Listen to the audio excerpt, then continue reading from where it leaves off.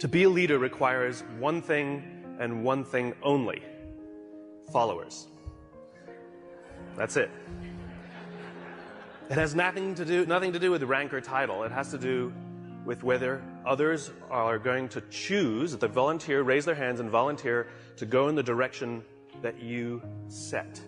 We can force people to do things, we can whip them into shape or offer them all kinds of carrots and sticks to get them to do things, but at the end of the day, a true leader is the one where others raise their hand and say, I will follow you. The question is, why should anyone follow you? Now, the human animal is like a company. If we want to get certain behaviors out of the organization, out of people, we give them certain incentives or disincentives. We are exactly the same. If you want someone to perform, if you want them to hit a goal, we set the target, we set the goal, and we offer them some sort of bonus if they get there, and we incentivize the behavior. If we threaten someone with a punishment, we disincentivize the behavior. Wait till your father comes home. You know, anyone who's a parent with gold stars or bonuses or all kinds of things, we're used to this. This is normal. The human body works exactly the same way. If you've ever had a feeling of love, trust, joy, fulfillment, status, pride, those are all chemically produced feelings. They're chemically produced incentives trying to get us, the human body's trying to get us to do certain things to get us to cooperate. Tangible matters. We can only see the things we have words for, right? And this is why the leader must provide a clear vision. Why are we doing this? Why are we in business in the first place? What is the point of growing the company that you're growing? Everybody talks about, what's your growth? What's the point of the growth? In other words, you have a company. Why do you have that company? What is the value your company is offering to others? And what do you want your company to leave behind when you're gone? There has to be a purpose for why your company exists beyond the things you make, beyond the things you do, beyond the money you make. You had the purpose when you founded the company, otherwise you wouldn't have taken the crazy risk to start it with the overwhelming chance of failure. And people wouldn't have given you blood, sweat, and tears if they didn't believe in you, because you were the alpha, you had the vision, you had the strength, and they wanted your protection. And they joined you, and they gave you their blood, sweat, and tears because you gave them a sense of purpose and belonging and protection. You have to know why you do what you do, and this is what the leaders do. And the more they can put it into words, the clearer they can put it into the words, the more we can see it. Again, we can only see the things we have words for. And so when you can put these things into words, other people can see them. I have a dream. Martin Luther King put into words the vision, seeing, he had. The rest of us could see it too, and now could focus all of our attention, all of our efforts on getting it done. And every metric, and this is the purpose of metrics, every metric we use it's not about the metric. Metrics are supposed to measure progress. In other words, each metric is the tree getting a little bigger. Each metric is us getting a little closer to the gazelle. We get another little shot of dopamine. Each metric shows us that we're getting closer to the vision. It's not just about the numbers at the end of the year. How did we do? We're up. Good. Towards what? Towards what? We don't know what we're getting closer to. And it makes work unfulfilling. Don't know what we're working towards. Dopamine. We don't care if we let down the goal. Like if we have a goal that we have to achieve for work and we miss the goal, do we feel bad that we let the numbers down? No. We feel bad that we let somebody we love down. We feel bad that we let down our boss, we let down our parents, we let down our coach, we let down our drill instructor. We feel bad when we let down a human being. Accountability is never to a number. Accountability is to a person. And if there is no relationship with the person who's supposed to look after us and the person we're supposed to be working for, then we don't feel accountable. And this is where leadership becomes really, really important. You see, when we give selflessly to those in our tribe, offering them protection, because that's all anybody wants at work. They want to feel safe, comfortable, protected. Think about it as a parent. You know, back in those days, there were no countries, there were no corporations, there were no companies. They didn't exist. There's only one thing that pre-existed all of those things. The family. That's all we had. Each other. Think about it. What do we say to our children? You don't get to choose your children. Some of them are funny looking.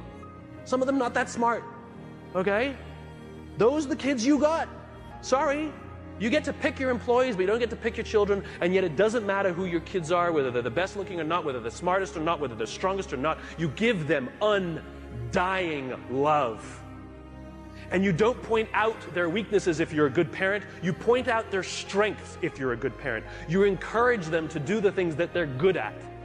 And you hold them up, and sometimes you let them fail and learn for themselves, and sometimes you discipline them, and sometimes you prop them up, and sometimes you push them, and sometimes you let them go.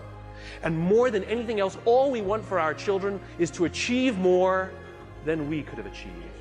And we will do that by providing them support, a feeling of safety, a feeling of protection.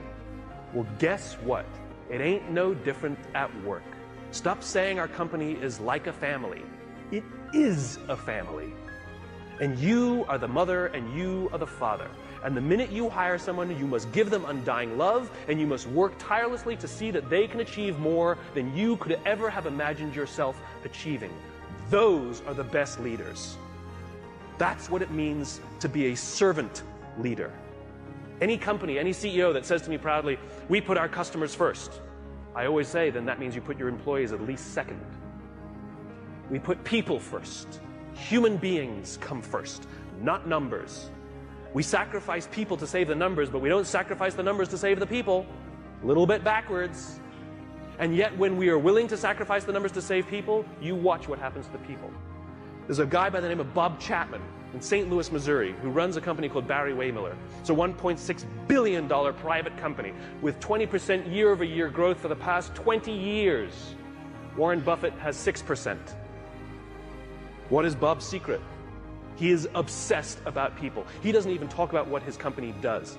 It happens to be heavy manufacturing, large capital expenditure machinery. When Kimberly-Clark wants to buy a machine to make toilet paper, they make the machine. Huge, huge blue-collar, sort of good old-fashioned American manufacturing. When the financial crisis hit, Bob's company lost 30% of their revenues off the top. Boom, gone. They could not afford their labor pool at all. And so they sat down and they said, "Oh my God, do we have to have layoffs?" And Bob refused.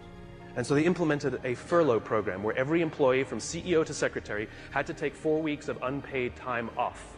They didn't have to take it consecutively, and they could take it whenever they wanted. Those who could afford it more would trade with those who could afford it less. It was remarkable. And Bob told the company, "It's better we should all suffer a little than any of us should have to suffer a lot."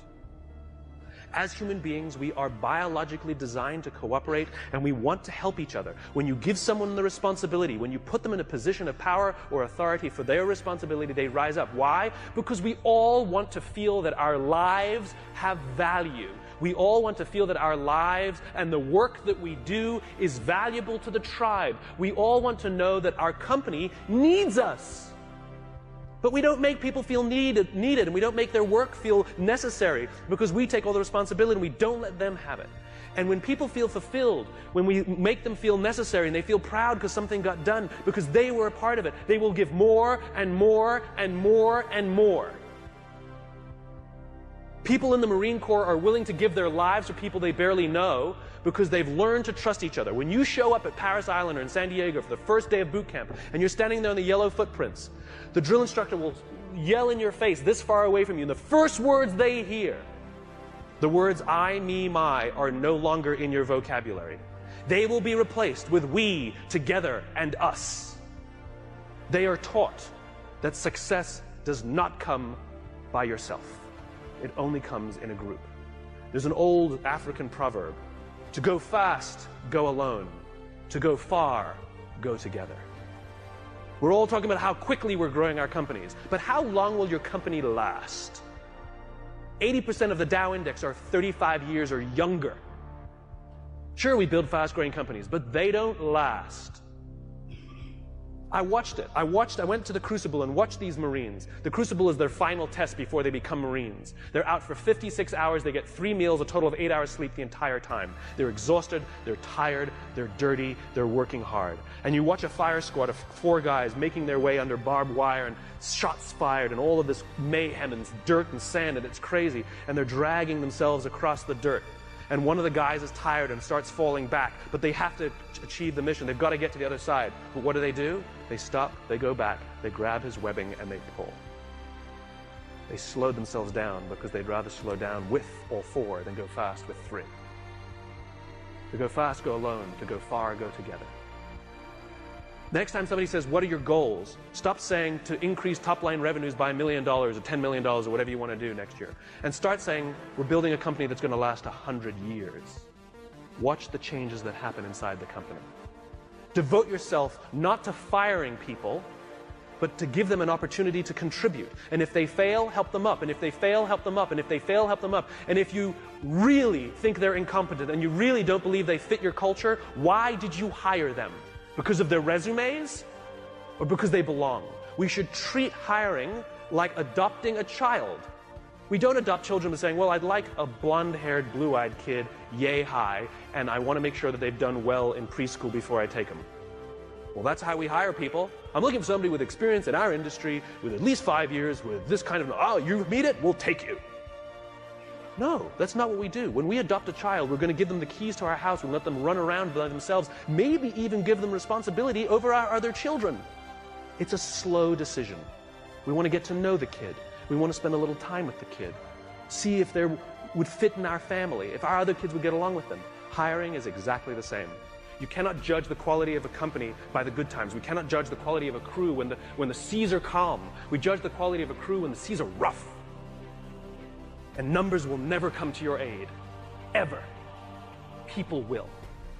If things are going great and everything's growing and you feel that everyone's disposable, guess what? They think the same about you. It's reciprocal. It's always balanced. Time and energy. Roam the halls. Implement policies where if you have something to say somebody, not just the exchange of information, if you want to pay someone a compliment, if you want to ask somebody a question about their work, not about some fact like what time's the meeting, you do not send emails. You stand up, you walk the 35 feet, and you walk into their office and say, hey, quick question for you. That thing that you did for the client, can you just tell me a little more about it because I have a client meeting? I promise you the relationships that will form simply because people are giving time and energy. It's too quick to send an email. It's too easy. If I come over to your house for dinner and a day later I send you this beautiful email how grateful I am for the dinner that you made for me, or if I sent you a handwritten note with the exact same words, which one makes you feel better? The handwritten note. It's not the words. It's not the intention. It's the time and energy we take.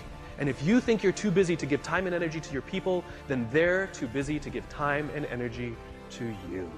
It is a balanced equation. I imagine a world in which the vast majority of people wake up every single morning inspired to go to work and come home every single day fulfilled by the work that they do. I believe that loving our jobs is a right, not a privilege. Why should it be just the lucky few who get to love going to work? It is an entitlement that we all have. And by saying love our jobs, it doesn't mean we have to like them every day. We love our children every day, we don't like them every day. Right? We don't have to like every day, it can be hard, but we get to love it every day. And the thing that makes us love our jobs is not the work that we're doing. It's the way we feel when we go there. We feel safe, we feel protected, we feel that someone wants us to achieve more and is giving us the opportunity to prove to themselves and to ourselves that we can. This is the world that I imagine. This is why I do these talks, because I'm just a cog in the wheel, a cog in the machine. I'm just a small piece of the jigsaw puzzle. I come to speak to the nice people like yourselves, because you're the ones who are running companies. You're the ones who are in control of the cultures that you're building. You're the ones who determine who you hire and who you don't. Are you hiring based on skills? You're hiring based on culture. I come and share these ideas with you with the hope that some of you will try some of these things, and over the course of time, you will watch your own cultures improve and the people love coming to work. Oh, and by the way, it's good for innovation, it's good for progress, and it's good for profit, aside. So I thank you very much.